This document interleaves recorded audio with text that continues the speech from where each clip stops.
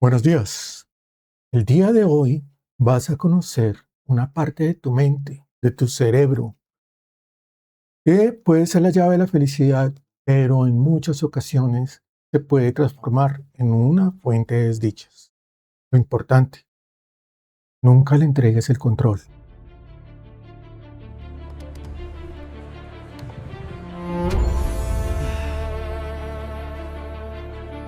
La pregunta es, ¿por qué hacemos cosas que sabemos nos hacen daño? ¿Y por qué las seguimos repitiendo? ¿Por qué no podemos dejar ciertos hábitos, ciertas conductas, ciertas sustancias, incluso cuando ya queremos? ¿Por qué, a pesar de que la vida se nos está deteriorando, continuamos repitiendo lo mismo, la misma conducta? La respuesta es compleja y no es la falta de voluntad, sino un sistema muy antiguo en nuestro cerebro. Y me refiero al sistema de recompensa cerebral. Vamos a la introducción.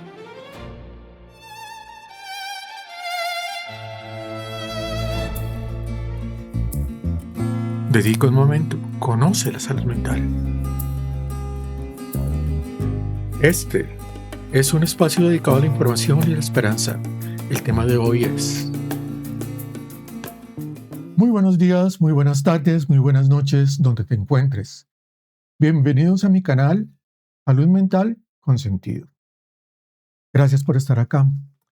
Mi nombre es Héctor Adolfo Montoya Padilla, médico, especialista en psiquiatría, especialista en adicciones, magíster en bioética, magíster en terapia familiar sistémica, magíster en telesalud, telemedicina. Para mí es un gusto estar acá y poder estudiar el sistema de recompensa cerebral. Puedes tomar esta esta información a manera de información general, a manera de prevención, pero sobre todo para comprender lo que le está sucediendo a la persona que desafortunadamente ha adquirido una enfermedad adictiva. Entonces, vamos al grano. Comencemos. Capítulo 1. ¿Para qué un sistema de recompensa cerebral? ¿Cuál es su importancia?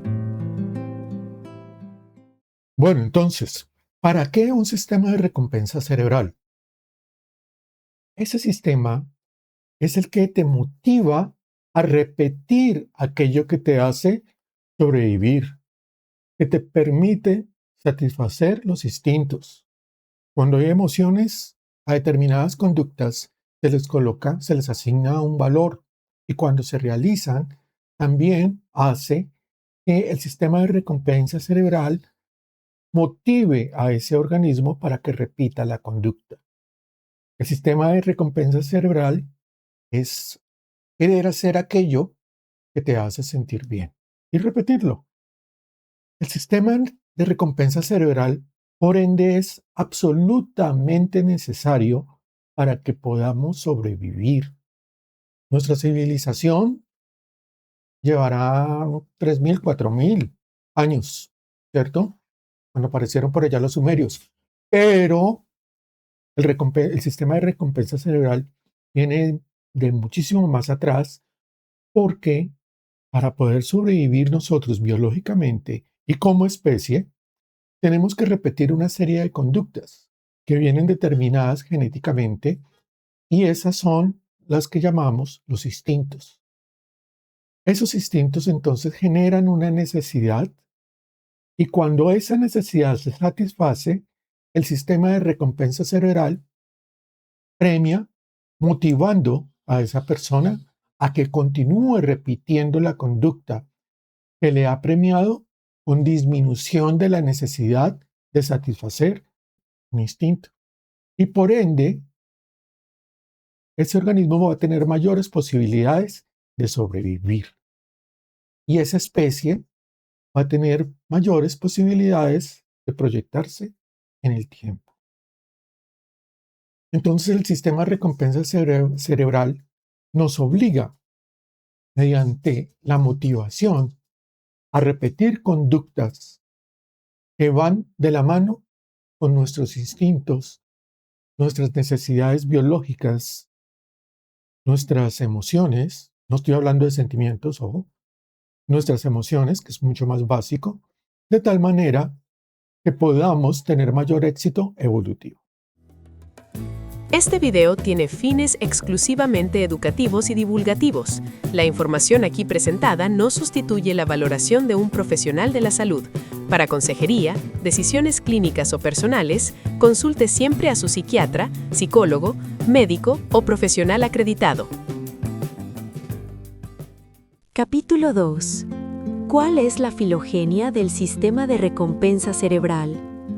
¿Cómo se relaciona con la motivación, los instintos y las emociones? La filogenia es el estudio de la historia evolutiva y las relaciones de parentesco entre grupos de organismos y especies. Determina cómo las especies descienden de ancestros prehistóricos comunes. El sistema de recompensa cerebral es el sistema que hace que queramos repetir lo que nos hace sentir bien, algo determinado por nuestros instintos y cargados de valor por las emociones.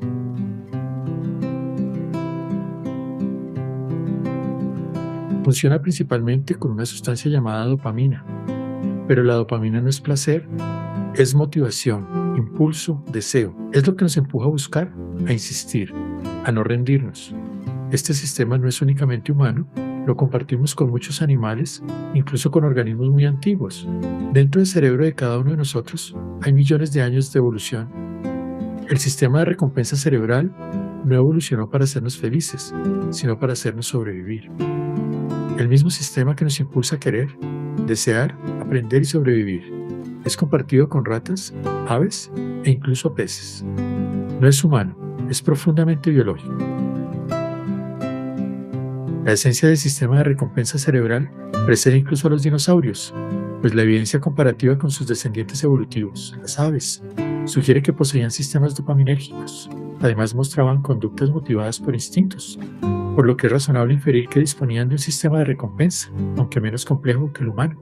Antes de que existiera el pensamiento, ya existía el deseo. Esto implica que los fundamentos del querer, aprender y anticipar recompensas son anteriores a la aparición del Homo sapiens por cientos de millones de años. El sistema que hoy nos hace revisar el celular compulsivamente, tomar alcohol así no queramos, consumir sustancias adictivas así nos arruinemos, es el mismo que ayudó a un organismo primitivo a encontrar alimento hace más de 300 millones de años. Los primeros vertebrados no pensaban, pero ya podían aprender. Si una acción llevaba alimento, se repetía. Si llevaba al peligro, se evitaba. Aquí nace uno de los principios más poderosos de la biología. Lo que funciona, se refuerza.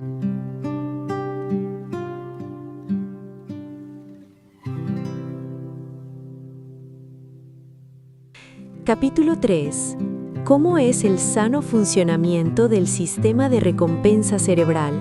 ¿Dónde se localiza? ¿Qué estructuras lo componen? ¿Cuál es el papel de los neurotransmisores, como la dopamina? Bueno, vamos a comenzar ahora sí una parte dura del video, tómalo con calma. Muchas de las palabras que vas a escuchar pueden ser un poco complicadas, no te preocupes. Lo importante es entender los mecanismos. Las palabras las encuentras en Internet fácilmente si decides profundizar un poco más el tema. Pero lo importante, entender el mecanismo normal. Bueno, este es el sistema de recompensa cerebral. Es un diagrama que puede verse un poco complicado, pero voy a tratar de explicarlo de la manera más sencilla para que todos los podamos comprender. Sin embargo, recuerda que abajo está la casilla de los comentarios, donde si tienes alguna duda, perfectamente me la puedes escribir y yo trataré de responderla. En el sistema de recompensa cerebral encontramos las estructuras, como es esta área tegmental ventral, el núcleo accumbens y la corteza prefrontal, como principales protagonistas. También está el hipocampo, la amígdala, la vénula, el núcleo pálido ventral, el núcleo retromedial y los núcleos del RAFE. Encontramos también los neurotransmisores, que son aquellos que se encargan de transmitir el mensaje entre una y otra estructura. La dopamina, la sertralina, el glutamato y el GABA como los principales neurotransmisores que vamos a tratar. También encontramos las vías por donde estos neurotransmisores van a transitar para llegar a la estructura blanco. Bueno, entonces aquí vamos a decir algo bien importante. Como decíamos, la teoría de la evolución, el proceso evolutivo, genera que en nuestro cerebro aún existan estructuras primitivas y convivan con las estructuras más novedosas, más civilizadas. Podemos de pronto decir que más cercano a lo humano.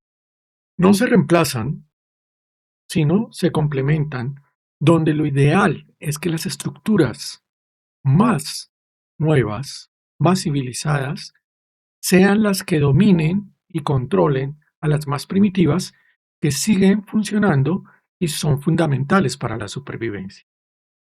Vamos entonces de lo más primitivo, gracias al proceso evolutivo, a lo más novedoso. Encontramos estructuras que en nuestro cerebro representan cada una de esas etapas de la evolución. La ontogenia recapitula la filogenia, es decir, a medida que se da el desarrollo embrionario, se siguen la misma estructuración que nos ha brindado la evolución. Por lo tanto, encontramos en el encéfalo el modelo jacksoniano o modelo de capas, y es que van apareciendo sobre estructuras más primitivas, más propias de animales primitivos, capas superiores que van corrigiendo, complementando y controlando las más inferiores. Las inferiores continúan funcionando porque son completamente necesarias para la supervivencia y exitosas. Por algo estamos acá. Pero van apareciendo en un modelo de cebolla jacksoniano capas superiores más evolucionadas y más adaptadas a los nuevos contextos. ¿Cómo funciona el sistema de recompensa cerebral? Nos vamos para esta estructura que queda en el cerebro medio o mesencéfalo, que se llama el área tegmental.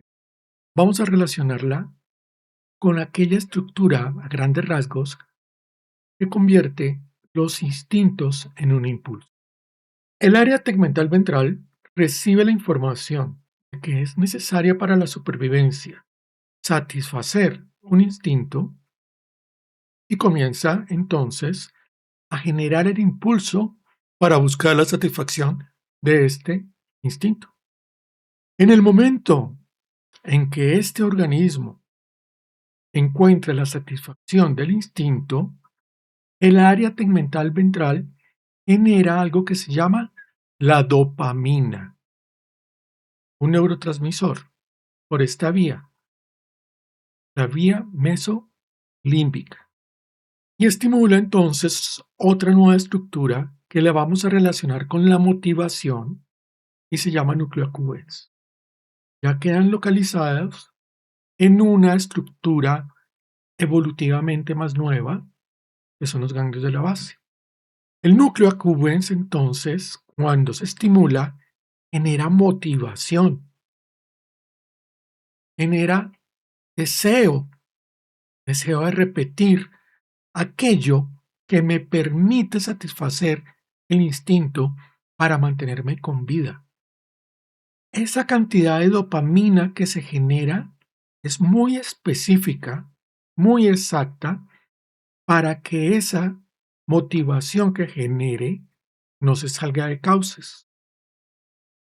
De todas formas, el núcleo accumbens estimula el núcleo pálido ventral que genera un freno sobre la dopamina que está generando el área tegmental ventral y por lo tanto rápidamente satisfago mi instinto, me motivo no me sacio en extremo y sencillamente continúo con mi vida cotidiana. Seres un poco más desarrollados, aparece el sistema límbico, el diencéfalo. Y aquí encontramos dos estructuras muy interesantes, que es el hipocampo y la amígdala.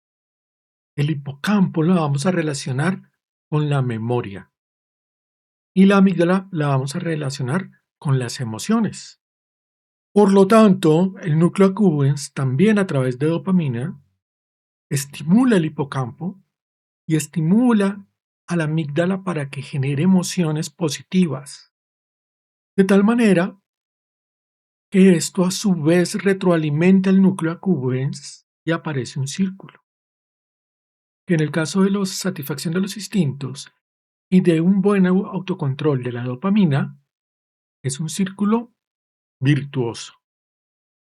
El núcleo accumbens, en relación con el hipocampo y la amígdala, van a generar un aprendizaje positivo, de tal forma que no solamente voy a buscar esa motivación permanente en el núcleo accumbens para satisfacer el estímulo cuando lo necesite, sino que a su vez, a través de la memoria, voy a saber qué tengo que hacer y qué hice en el pasado y me funcionó para satisfacer ese instinto.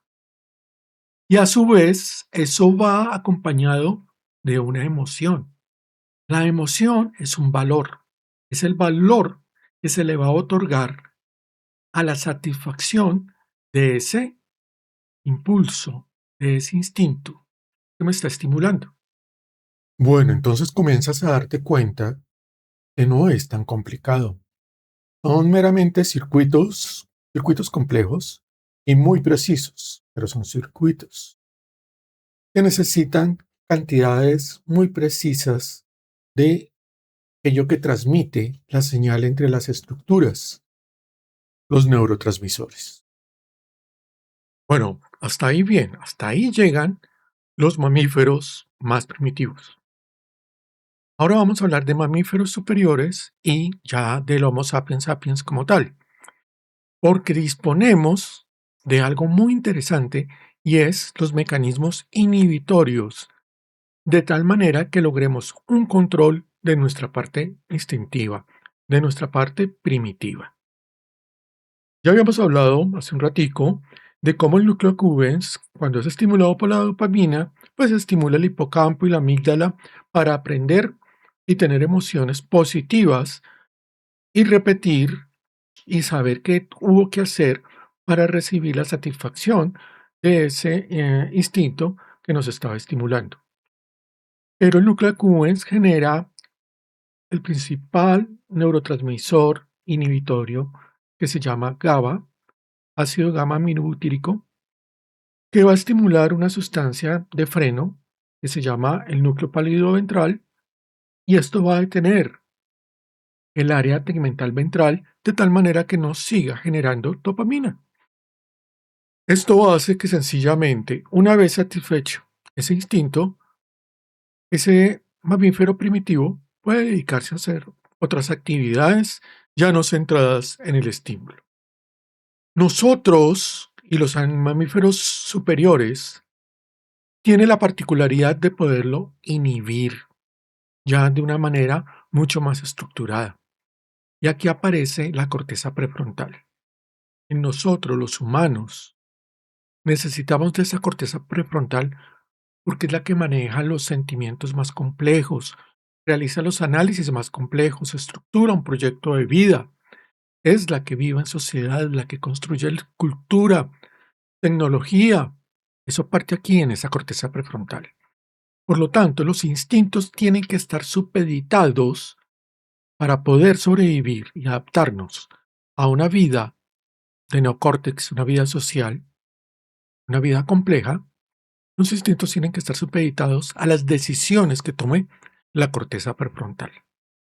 Esto lo hace a través de una vía mediada por el glutamato, donde va a controlar el núcleo accumbens, va a controlar el área tegmental, y cuando un estímulo nos genera algo displacentero, ya lo queremos dejar, ya tomamos la decisión de no motivarnos más hacia allá, podemos estimular una estructura que se llama la vénula lateral, que estimula el núcleo rostromedial y nos obliga a no repetir aquello que nos está causando algún malestar.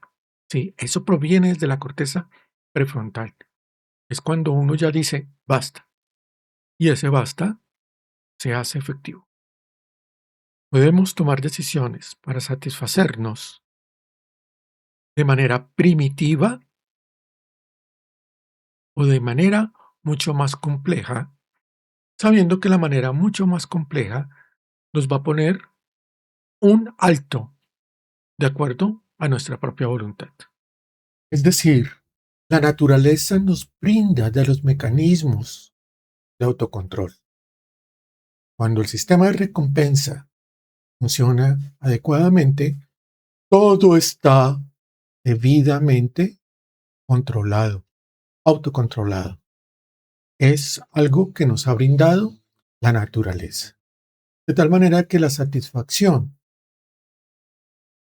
de una necesidad no genera que ese organismo se quede pegado satisfaciéndose, sino que haya, por pura naturaleza, un alto, una saciedad. Capítulo 4. ¿Cómo se afecta el sistema de recompensa cerebral en las adicciones? ¿Por qué se afecta la capacidad de decidir racionalmente? ¿Por qué el proyecto de vida se derrumba? ¿Por qué se pierde la voluntad, la motivación, el autocuidado? Si este video te resulta útil, marca me gusta. Suscríbete al canal para que sigamos construyendo comunidad y activa la campana para recibir los nuevos videos. Y si crees que puede ayudar a alguien, compártelo. Gracias. ¿Cómo se afecta el sistema de recompensa cerebral por una adicción? Los mecanismos son relativamente sencillos, habiendo entendido el capítulo anterior, pero se toman a veces un tiempo en revertirse. Y lo veremos en el siguiente capítulo, en la rehabilitación. Básicamente lo que va a suceder es, el área tegmental ventral que estoy aquí señalando se va a ver activada por la sustancia. Hay algunas sustancias que no pasan por el área tegmental, sino llegan directamente, ¿sí?, al núcleo accumbens a través de una estimulación del neurotransmisor llamado dopamina. Las sustancias psicoactivas tienen una particularidad. Habíamos dicho que esta dopamina que está aquí, que estoy señalando, tiene que ser liberada en cantidades muy precisas para que la persona o el organismo no se quede pegado repitiendo la misma conducta. Pero las sustancias psicoactivas, desafortunadamente, liberan cantidades de dopamina o traen agonistas de la dopamina que vienen a engañar a ese núcleo accumbens y lo llenan de dopamina. Por lo tanto, se va a generar en la persona que desafortunadamente se le ocurrió consumir la sustancia una cantidad importante de estímulo para que se siga repitiendo aquello que generó la satisfacción. Y asimismo, los mecanismos reguladores, como era el GABA que habíamos dicho, a través del pálido ventral, se ven atenuados. ¿Esto qué genera? Que el individuo entre en una cascada, desafortunadamente, de conseguir la sustancia y consumirla. Y es lo que le va a comenzar a motivar únicamente. Conseguir la sustancia y verse otra vez estimulado. Y no lo puede detener. El hipocampo va a hacer que permanentemente esta persona esté recordando qué tuvo que hacer para conseguirla. Y a su vez van a ver al comienzo emociones positivas. Algunas sustancias psicoactivas lo hacen inmediatamente, pero otras se demoran un poco más. Y es que el exceso de dopamina, este exceso de dopamina que estoy aquí señalando con el dedo, con el mouse, va a hacer, como es algo completamente antinatural, el núcleo accumbens comience a destruir sus propios receptores de dopamina. Y esto va haciendo que se vaya volviendo cada vez más resistente al estímulo propio que le va dando la dopamina.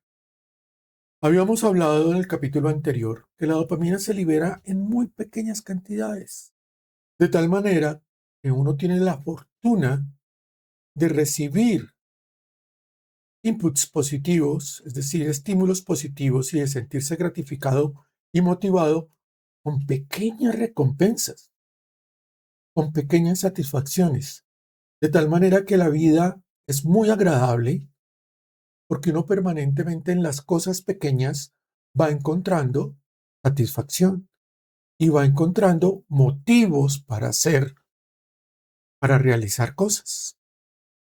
Pero en la persona que desafortunadamente ha desarrollado la adicción, se generó tal cantidad de dopamina, el núcleo accumbens, digámoslo así, se va volviendo resistente a la dopamina. Ya no se satisface con las cosas pequeñas que permanentemente la vida nos da. Y la vida se le va volviendo muy triste y muy monótona. Y las cosas que realmente lo estimulan son aquellas que lo llenen de dopamina. Eso conlleva a que el centro de la vida se les va convirtiendo en la sustancia. El individuo desafortunadamente pierde esa capacidad y necesita dosis muy altas de dopamina. Y surte otro un segundo efecto, y es que para obtener ese mismo estímulo en el núcleo accumbens que se va volviendo resistente, necesita cada vez mayores cantidades de sustancia. Por ende, la persona comienza a consumir de manera cada vez en mayor cantidad. El individuo se vuelve resistente a la dopamina, ok, en su núcleo accumbens. Pero sucede que hay otro sitio del que hablamos que funciona a través de dopamina y es el estímulo que recibe la corteza prefrontal. Es así como el individuo que genera la adicción va perdiendo sus funciones prefrontales. El análisis complejo, el vivir en sociedad, el querer mejorar, el mirar a futuro, el tener un proyecto de vida. Todo esto cada vez le va costando más trabajo, más dificultad porque donde debe darse ese autocuidado, ese querer ser cada vez mejor, estar limpio, gustar, estar arreglado, competir, se va apagando. Y el individuo desafortunadamente se va centrando por acá. Buscar exceso de dopamina, que para nosotros ese exceso, para él ya es una dosis habitual, la dosis personal, que lo inunde de dopamina, pero que desafortunadamente es muy poquita la que pasa. El hipocampo va a ser que ya sepa cómo conseguirla y que repita la conducta, pero la dopamina a nivel de la vía meso, cerebro medio, cortical, se va apagando.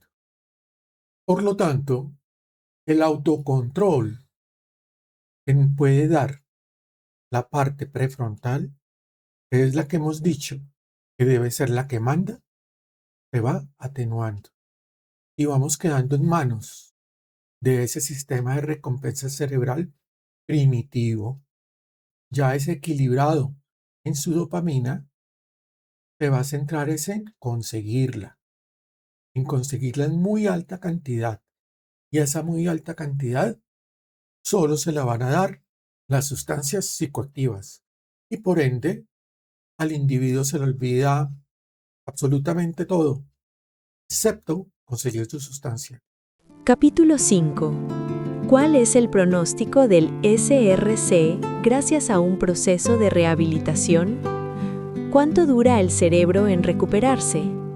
¿Qué importancia tiene la prevención de recaídas? Claro que sí, el tratamiento de las adicciones sirve.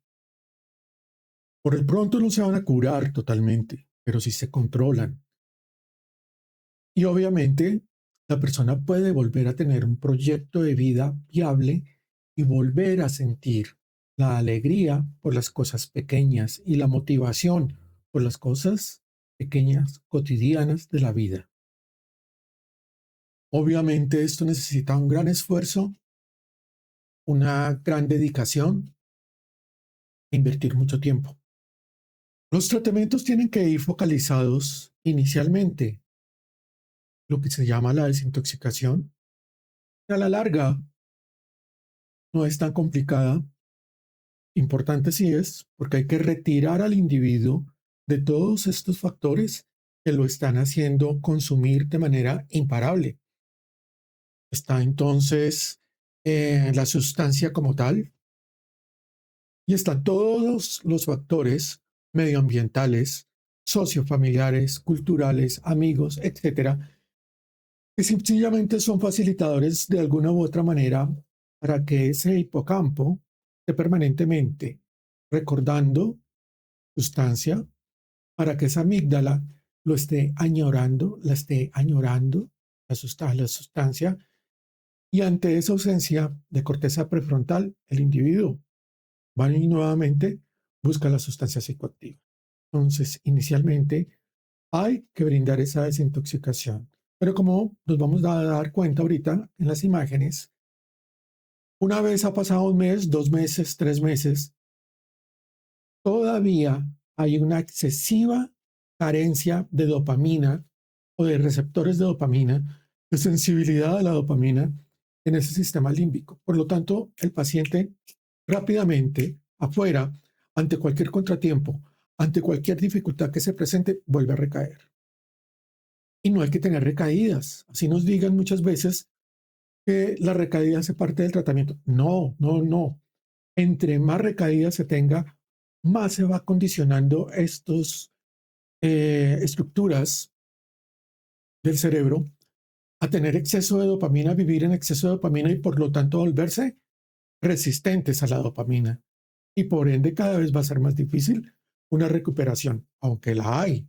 La esperanza nunca, nunca se pierde. Una vez se ha terminado esta desintoxicación, el paciente ingresa a la deshabituación, que es realmente la rehabilitación como tal, y es donde hay que exigir a esa corteza prefrontal con esfuerzo que nuevamente comience a activarse. Al irse activando, va nuevamente estimulando las vías dopaminérgicas y glutamatérgicas. El glutamato es otro neurotransmisor. Y comienza nuevamente a expresarse. Por lo tanto, el individuo comienza nuevamente a estructurar un proyecto de vida, a motivarse, a mejorar su presentación, su autocuidado, a tener autocrítica, etcétera. Todo eso que nos brinda la corteza prefrontal, la planeación, el ver a futuro. Pero esto hay que mantenerlo durante un tiempo. Un programa de rehabilitación, como veíamos en el video anterior, debe durar por lo menos 3 meses. Siendo pues entre 3 y 6 meses un tiempo prudencial. Posteriormente hay que hacer toda esta prevención de recaídas, porque insisto, entre menos recaídas, además de todos los peligros que rodea el tener una recaída y regresar al consumo de sustancias, a los ambientes y a la cantidad de dosis que se reciben, va haciendo que nuevamente se pierda toda esta recuperación que estaba haciendo a nivel neurobiológico del cerebro del paciente. Por lo tanto, hay que mantenerse abstemio. El individuo debe continuar su tratamiento ambulatorio porque debe retomar su proyecto de vida por meses y años. Debe pertenecer a grupos de autoayuda que lo protejan. Debe continuar yendo a psiquiatría, terapia ocupacional y psicología de manera ambulatoria, porque tiene que protegerse y utilizar todos los medios a su alcance para nuevamente recuperar esa corteza prefrontal que vuelva a tomar el control de su vida, no la parte primitiva, sino la corteza prefrontal, y a su vez volver a adiestrar ese núcleo accumbens que vuelva a ser sensible ante las cosas pequeñas y ante las pequeñas dosis de dopamina. En esta imagen, por tomografía de emisión de positrones, podemos ver los receptores de dopamina, ¿cierto? Corre un poquito. Entre una persona que no consume drogas y una persona que consume cocaína. Nos damos cuenta cómo esos ganglios de la base disminuyen notablemente la cantidad de receptores de la dopamina. Entre más rojo sean las imágenes, son más receptores de dopamina y mayor funcionalidad de la dopamina que se tiene. Nos damos cuenta cómo en los individuos que consumen drogas, en este caso, una persona que consume cocaína, sencillamente y desafortunadamente, los receptores de dopamina a nivel del sistema mesolímbico núcleo accumbens se caen por el piso. En esta imagen, también por tomografía de emisión de positrones, podemos observar cómo están los receptores de dopamina en una persona abstemia que no consume drogas, una persona con consumo de cocaína que lleva un mes abstemio. Nos damos cuenta de cómo el consumo de la sustancia ha barrido con los receptores de dopamina a nivel de núcleos de la base. Ahí está la accumbens. Y la dificultad que debe tener, pues lamentablemente, para poder obtener algún tipo de estimulación de la dopamina, obviamente no la va a conseguir a través de la vida cotidiana, sino del consumo permanente de sustancias. Y aquí en la tercera imagen, la persona ya lleva 4 meses de abstinencia, 4 meses. Y aún nos damos cuenta cómo esos receptores de la dopamina no se han activado, lo cual quiere decir que esto se toma su tiempo y un programa de rehabilitación debe tomarse a conciencia el tiempo prudencial que debe ser. En estas imágenes comparamos entonces lo que es una persona completamente sana, una persona que lleva un mes en abstinencia y una persona que lleva ya 14 meses de abstinencia. Por lo tanto, con esfuerzo y con un tratamiento que debe durar el tiempo prudencial indicado para cada persona, nos damos cuenta de que puede dar buenos resultados. Aquí nos damos cuenta en esta imagen cómo los receptores de la dopamina están casi totalmente recuperados luego de 14 meses. No olvides, antes de terminar, dale me gusta. Con ello, ayudas a crear más contenidos de importancia. Suscríbete al canal Salud Mental con Sentido y oprime la campanita para que YouTube te avise cada vez que haya un nuevo video. No olvides dejar preguntas y comentarios abajo, con gusto serán resueltos. Gracias. Bueno, ya hemos terminado. Muchísimas gracias por tu atención. Para mí ha sido un gusto llevar esta información. No lo olvides, la esperanza siempre hay que mantenerla.